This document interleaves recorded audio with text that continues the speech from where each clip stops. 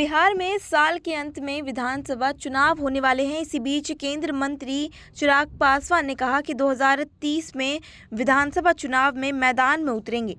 मैं राज्य की राजनीति में आने के लिए राजनीतिक में उतरा हूं। मेरे पिताजी रामविलास पासवान केंद्र की राजनीति में रहना चाहते थे, जबकि मैं राज्य की राजनीति में आना चाहता हूं। शनिवार को केंद्रीय मंत्री चिराग पासवान ने कहा कि मेरे पापा भी बहुत क्लियर थे, उन्हें केंद्र की राजनीति में रहना था और मैं उतना ही क्लियर हूं कि मुझे बिहार की राजनीति में रहना है। मुझे बिहार जाना है। जिस बिहार की छवि मैं अपने मन में रखता हूं, उसे मुझे धरातल पर उतारना है। ये पूछे जाने पर कि सीएम के रूप में आप किसे रूप में देखना चाहते हैं, चिराग पासवान ने कहा कि मुझे देखने की ज़रूरत नहीं है। मैं इस सोच के साथ आगे नहीं बढ़ रहा हूँ। मैं उस परिवार से आता हूँ जहाँ परिवार और पिता को सत्ता में निरंतर रहते हुए देखा है। पद को पाना या किसी पद को हासिल करना मेरी महत्वाकांक्षा नहीं है।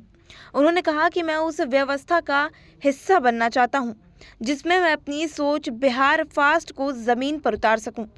उस व्यवस्था का मैं हिस्सा बनना चाहता हूँ। मैं उसकी रणनीति का हिस्सा बनना चाहता हूँ। चिराग पासवान ने कहा कि फिलहाल सरकार का समर्थन कर रहा हूँ, लेकिन सरकार का हिस्सा नहीं हूँ, क्योंकि हमारी राजनीतिक ताकत भी नहीं है। हमारे एक भी विधायक नहीं है। हमारे एक भी विधायक न होने के कारण मैं इस रणनीति का हिस्सा नहीं हूँ।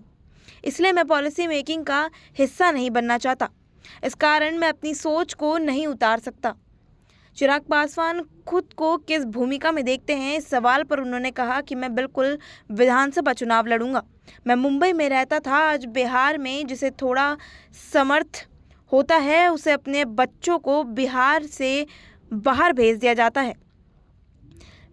मेरे राजनीतिक में आने का कारण यही था, क्यों बच्चों को कोटा जाना पड़ता है। ये व्यवस्था पटना, भागलपुर में क्यों नहीं हो सकती। जैसा कि चिराग पासवान ने कहा, इससे साफ जाहिर होता है कि बिहार की अर्थव्यवस्था से कुछ हताश नजर आते हैं।